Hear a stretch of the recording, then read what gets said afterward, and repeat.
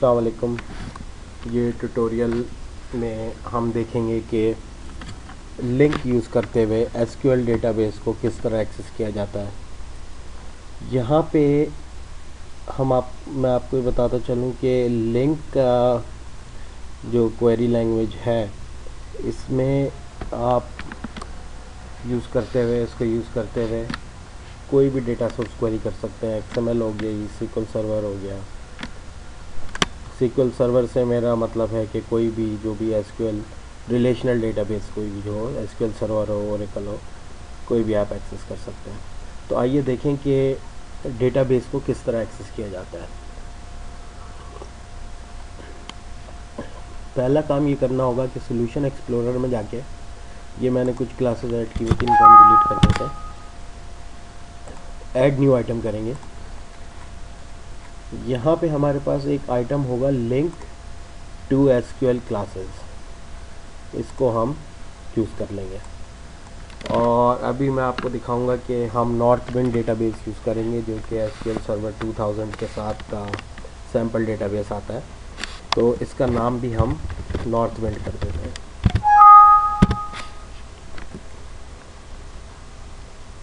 Server explorer में इसके बाद सेकंड स्टेप होगा, आप चेक कर लें कि नॉर्थ विंड है आपके पास कि नहीं है।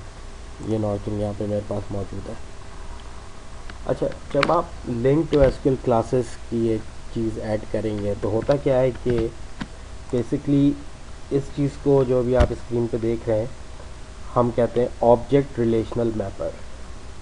व्हाट दिस डज इज़ जो आपकी जो रिलेशनल सोर्स है उसमें जो जो ऑब्जेक्ट्स मौजूद हैं उसको ये एज एंटिटीज़ आपकी .NET एप्लीकेशन में आपको प्रोवाइड करेगा और behind the scenes code generate कर देगा, ताकि आप database related operations directly code में कर सकें, बजाय इसके कि आप एसक्यूएल यूज़ करें, सिलेक्ट एस्ट्रिक्ट फ्रॉम या इंसर्ट इनटू प्रोडक्ट्स, बजाय इसके कि आप हार्ड कोडेड एसक्यूएल क्वेरीज अपने एप्लीकेशन में लिखें, जो अक्सर थोड़ा सा मुश्किल हो जाता है। जब क्वेरीज बहुत लंबी होती हैं, बहुत ज़्यादा जॉइंस होते हैं, तो काफ़ी उनको डिबग करना और लिखना भी मुश्किल हो जाता है।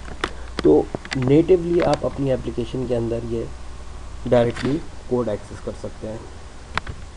अच्छा, अब हम यहाँ पे सर्वर एक्सप्लोरर से टेबल्स लेके आएंगे कुछ। बेसिकली ये एक डिज़ाइन सरफेस है जहाँ पे हम जो हमें डेटाबेस में मैनिपुलेशन करनी है या क्वेरी करनी है, वो सारे टेबल्स हम यहाँ पे लाएंगे। इसका मकसद यही है कि अगर जो टेबल यहाँ पे आएगा उसी को हम लिंक के थ्रू क्वेरी कर सकते हैं। तो हम प्रोडक्ट्स ले आते हैं और कस्टमर्स ले आते हैं। कस्टमर्स को रहने देते हैं, इसकी कोई रिलेशनशिप नहीं है, फ़र्क नहीं पड़ता, लेकिन मैं चाह रहा हूँ कि रिलेशनशिप वाले टेबल्स लेके आएँ ताकि थोड़ी एडवांस क्वेरी भी कर सकें।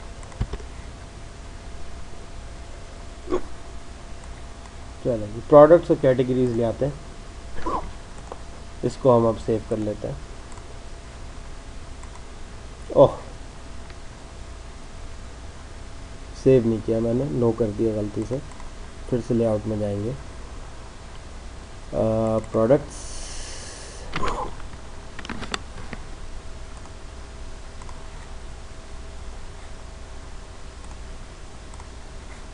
चलिए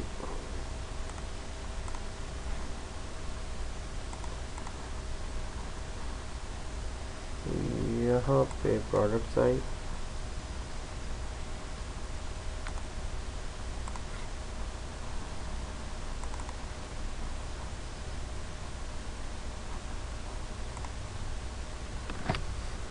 थोड़ा सा पीसी ज़रा स्लो चल रहा है। प्रोडक्ट्स एंड कैटेगरी आ गई। ओके जी, अब हम इसको सेव करते हैं, क्लोज करते हैं।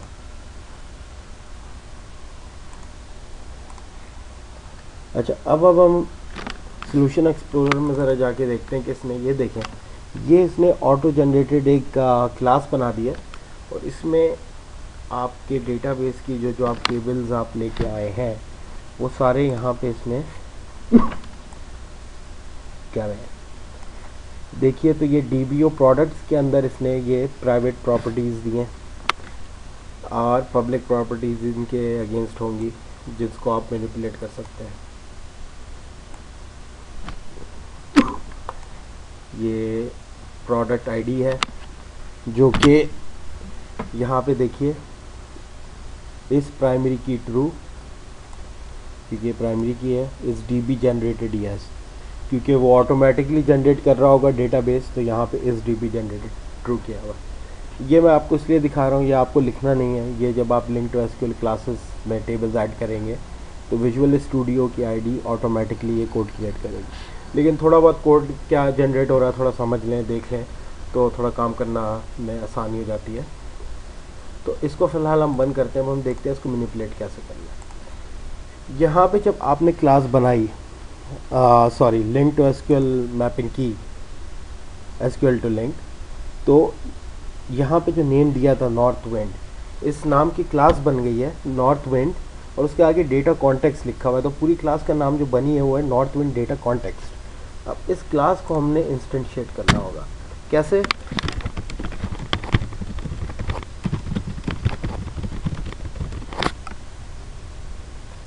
North wind data context. हम यहाँ देखें तो ये आपकी DBML फाइल का नाम है और इसके आगे डेटा कॉन्टेक्स्ट लगा हुआ है। यानी कि अगर आपने बनाई होती है अपनी फाइल का नाम, फ़र्ज़ करें रखा होता members.dbml, तो यहाँ होता members डेटा कॉन्टेक्स्ट। अब आप इसको अगर देखें, जो आपने ऑब्जेक्ट इसका इंस्टेंशिएट किया है, तो जो जो टेबल्स आप लेके आए थे ऑब्जेक्ट रिलेशनल डिज़ाइन सरफेस पे, कैटेगरीज का भी मौजूद है, प्रोडक्ट्स का भी मौजूद है, तो उनके अगेंस्ट इसने प्रॉपर्टी बना दी है। और इस प्रॉपर्टी की देखें टाइप क्या है, system.data.link.table ऑफ प्रोडक्ट। अच्छा, अब हम एक छोटी सी क्वेरी लिखते हैं ताकि आपको समझ आए कि हो क्या रहा है। फॉर एग्ज़ाम्पल अगर हम सारी प्रोडक्ट्स सेलेक्ट करना चाहते हैं जो कि प्रोडक्ट टेबल में है, तो हम कैसे करेंगे? यहाँ पे हम ऑल प्रोडक्ट्स के नाम से अगेन वही this is an enumerable return type, from लिखना ज़रूरी है लिंक को यूज़ करने के लिए, जैसे कीवर्ड फ्रॉम। अब यहाँ पे एक नया वेरिएबल डिक्लेयर करें, माई प्रोडक्ट कर देते हैं, इन माई नॉर्थ विंड डेटा कॉन्टेक्स्ट। ये अगेन आपका ऑब्जेक्ट है जो आपने यहाँ पे बनाया है, ये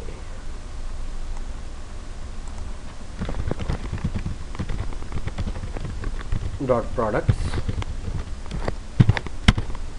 सेलेक्ट माई प्रोडक्ट। इस पॉइंट पे आपके पास प्रोडक्ट टेबल के अंदर जो जो फील्ड्स मौजूद हैं, product ID, product name, supplier ID से लेके डिसकंटिन्यूड तक, वो सारी इसके अंदर आ चुकी हैं अलॉन्ग विद डेटा समेत। अब आप इसकी रिटर्न टाइप देखें तो आई क्वेरिएबल है। अच्छा, अब हम क्या करना है, क्योंकि ग्रिड व्यू मैं पहले से ऐड कर चुका हूँ इस पेज पे, तो आपको दिखा देता हूँ कि क्वेरी हमारी चल भी रही है कि नहीं। क्विक चेक कर लें हम जरा, और हम इस पे छोड़ देंगे।